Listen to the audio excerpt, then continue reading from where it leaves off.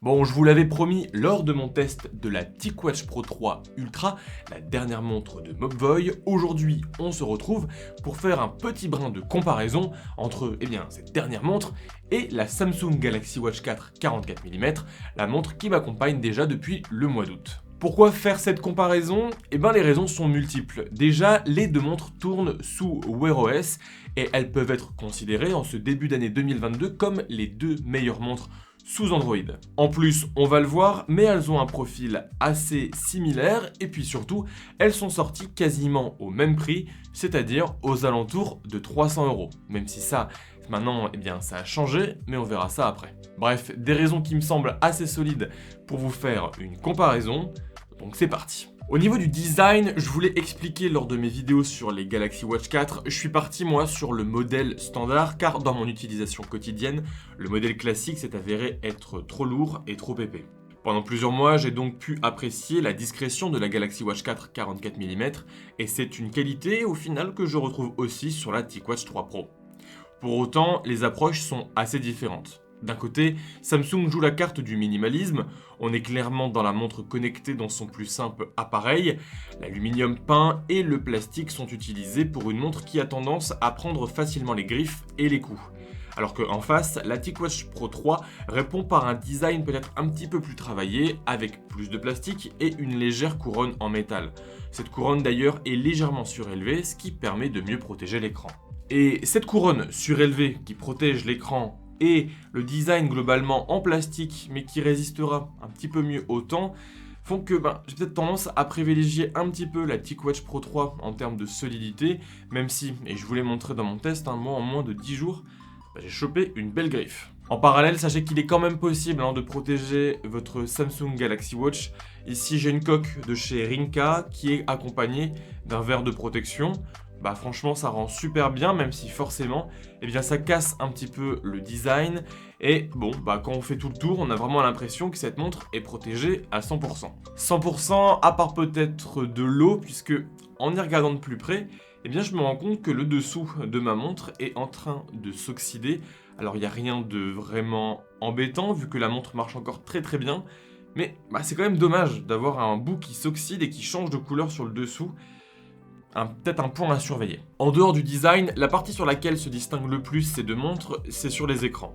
En effet, grosse fonctionnalité uniquement présente sur la gamme des TicWatch Pro, on retrouve ici un double écran sur la TicWatch Pro 3 Ultra. Un écran OLED assez classique qui est surmonté d'un deuxième écran transfectif à cristaux liquides, et cet écran est transparent.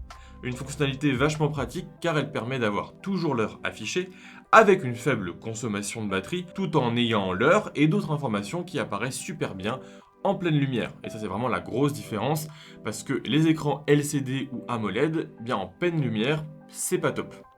En plus, nouveauté de ce modèle Ultra, c'est la possibilité de régler différentes couleurs de rétroéclairage. De son côté, la Samsung Galaxy Watch 4 n'a elle qu'un seul écran. Mais quel écran! On voit vraiment que Samsung maîtrise extrêmement bien la technologie des écrans AMOLED, l'écran est juste magnifique. Et en plus, le fait que cette montre n'ait qu'un seul écran fait qu'on n'a pas cette couche supplémentaire imposée à la TicWatch Pro 3. Et donc ici, on a vraiment l'impression que les pixels sont à fleur d'écran, une impression un petit peu moins présente sur la TicWatch Pro 3.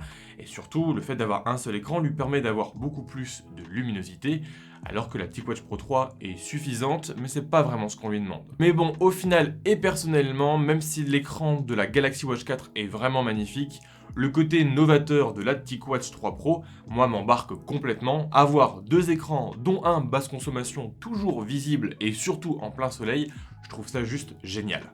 La sortie de la Galaxy Watch 4 a aussi été l'occasion pour Google d'annoncer Wear OS 3.0, une version plus aboutie, repensée avec un design plus léché et surtout logique de son OS pour montre. Malheureusement, ça s'est accompagné d'une exclusivité temporaire pour Samsung, et ça c'est moche pour les autres constructeurs.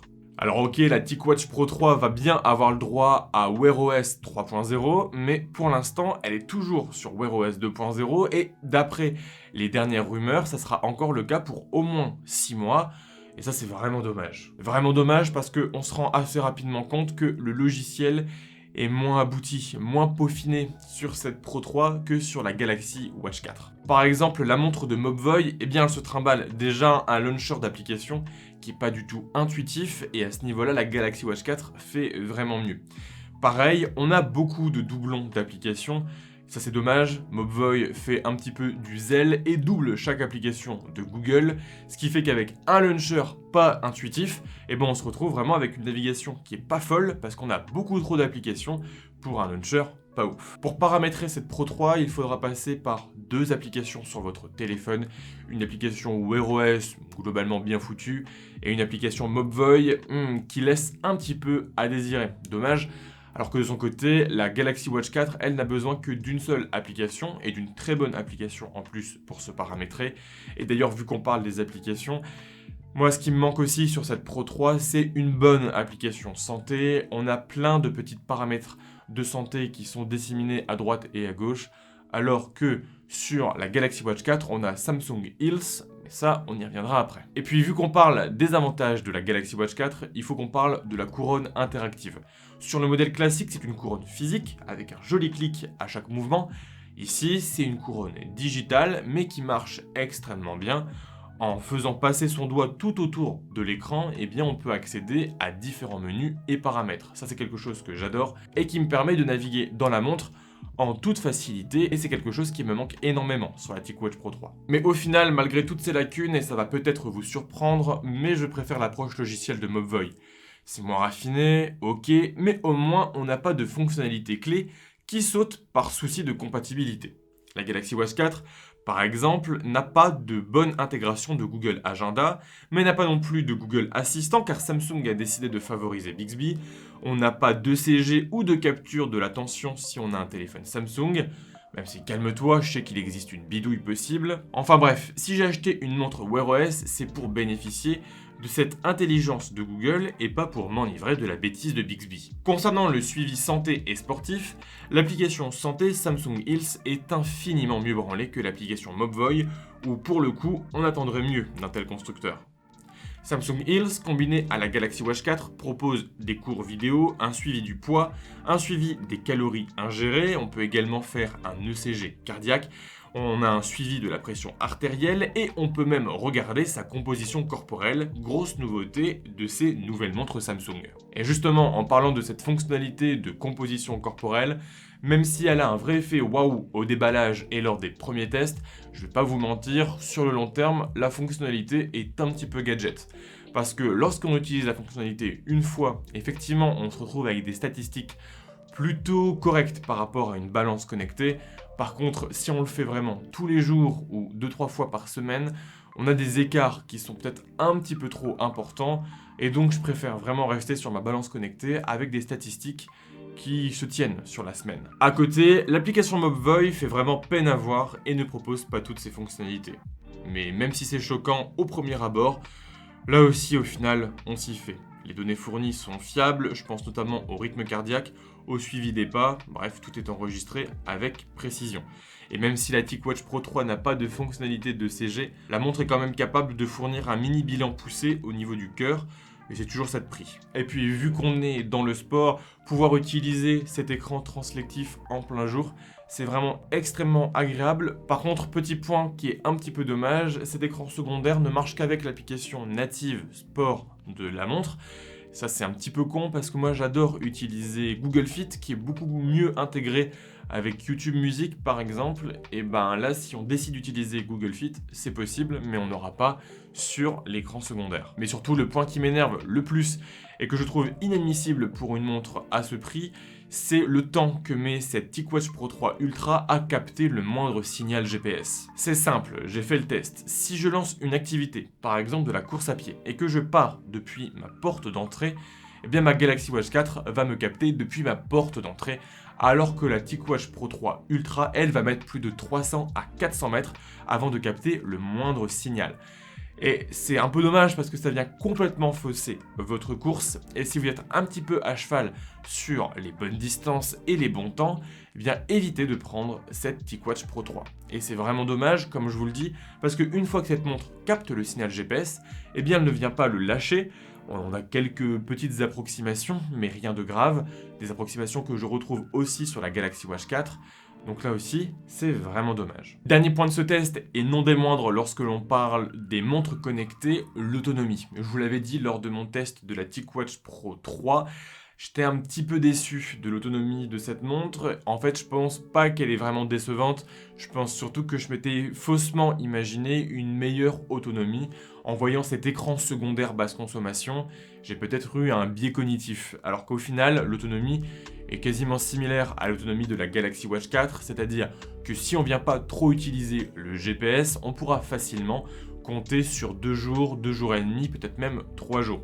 Une autonomie donc que je retrouve sur la Galaxy Watch 4 qui au début ne me proposait que 2 jours, mais qui, au fur et à mesure des semaines, a envie d'aller vers ces 3 jours. Et ça, c'est vraiment une super bonne chose. Par contre, gros point de différence entre les deux montres, c'est au niveau de la consommation lorsque on a le signal GPS. Là, c'est peut-être un signe que la Galaxy Watch 4 capte mieux le GPS que la TicWatch Pro 3, puisque on a un vrai gap de différence. Moi, par exemple, si j'utilise le GPS avec de la musique pendant plus d'1 heure et demie ou peut-être même 2 heures, eh ben, je vais me retrouver quasiment à court de batterie, alors que sur la TicWatch Pro 3 Ultra, vraiment on a une consommation beaucoup plus raisonnable. Je vais dire que la montre consomme en moyenne 2 fois moins de batterie que la Galaxy Watch 4 quand vous l'utilisez pour faire du sport, et ça c'est quand même un argument pas négligeable. Toujours dans les arguments pas négligeables au niveau de la batterie, ces deux montres ont un mode qu'on pourrait appeler essentiel, c'est-à-dire qu'elles désactivent quasiment toutes leurs fonctionnalités juste pour nous afficher l'heure. Et si sur la Galaxy Watch 4, ce mode essentiel nous affiche uniquement l'heure, sur la TicWatch Pro 3, eh bien c'est une autre paire de manches, puisqu'on peut avoir jusqu'à 40 jours d'autonomie supplémentaire, et on n'a pas que l'heure qui est affichée, on a l'heure, les pas et le rythme cardiaque, ce qui fait que ça devient un outil beaucoup plus utile si on part en voyage et qu'on a besoin d'avoir un outil de suivi des pas, du cœur, etc. Alors que la Galaxy Watch 4, eh bien, le suivi est beaucoup plus limité. Au niveau de la recharge, question rapidité, c'est l'avantage à la TicWatch Pro 3 qui se recharge environ 15 à 20% plus vite que cette Galaxy Watch 4. Mais cette dernière a l'avantage de ne pas se reposer sur un chargeur magnétique comme la montre de Mobvoi. Ici, elle est compatible avec les chargeurs sans fil de chez Samsung, ce qui est un vrai avantage parce que moi, par exemple, quand je pars en voyage, eh bien, je ne prends pas le chargeur magnétique de chez Samsung pour la montre, mais je la pose directement sur ma batterie Samsung qui dispose d'une recharge sans fil intégrée. Donc, à vous de voir votre préférence entre facilité de recharge ou peut-être autonomie supplémentaire, mais moi, si je devais faire un grand voyage, je ferais peut-être un petit peu plus confiance à la montre de Mobvoi. Bon, eh bien, on arrive à la fin de ce comparatif entre ces deux montres, et vous l'avez vu, je me suis pas amusé à compter les points, puisque au final, tout dépend de ce que vous recherchez dans votre montre connectée. Moi, vous le savez, depuis le mois d'août, je tourne sur la Galaxy Watch 4, une montre qui, même si elle n'est pas parfaite, me procure quand même, globalement, une belle satisfaction. Mais je vous cache pas que après l'essai de cette TicWatch Pro 3, eh bien je trouve que cette montre, elle a un supplément d'âme, et j'adore ça. Alors ok, elle n'est pas parfaite, elle est en plastique, l'écran est peut-être un petit peu moins lumineux, on a un GPS qui met du temps à faire le fixe, et puis le logiciel n'est pas le meilleur sur le marché. Mais moi, il y a vraiment ce système de double écran qui m'emporte complètement. C'est vraiment vachement agréable d'avoir toujours l'heure affichée au poignet sans surplus de consommation de batterie. Parce que oui, faut pas oublier ça, l'heure est affichée en permanence sur la montre, et que si on fait la même chose sur la Galaxy Watch 4, eh bien l'autonomie est divisée de moitié. Donc c'est pour toutes ces raisons que je vais vous dire qu'à tarif équivalent, je partirai sur cette TicWatch Pro 3, mais ça c'est à tarif équivalent, car comme d'habitude avec Samsung, les prix baissent extrêmement vite, et on a pu retrouver cette Galaxy Watch 4 44 mm, notamment sur la période Black Friday et jusqu'à Noël, à moins de 200 €, ce qui fait près de 30% de réduction. Et pour 30% de réduction, et là pour moi, il n'y a pas match, autant partir sur la Galaxy Watch 4. Bref, j'espère que cette vidéo de comparaison entre les deux montres vous a plu et qu'elle vous a permis de faire un choix. Si les produits que j'ai présentés aujourd'hui vous intéressent, eh bien n'hésitez pas à aller checker en description, je vous mets tous les liens d'achat, mais je vais également vous mettre les liens des accessoires, des différents bracelets et des verres de protection. En attendant la prochaine vidéo, eh bien je vous laisse liker la vidéo et vous abonner à la chaîne, mais aussi à mes différents réseaux sociaux. Et jusque-là, eh bien, prenez soin de vous et restez curieux. Allez, salut!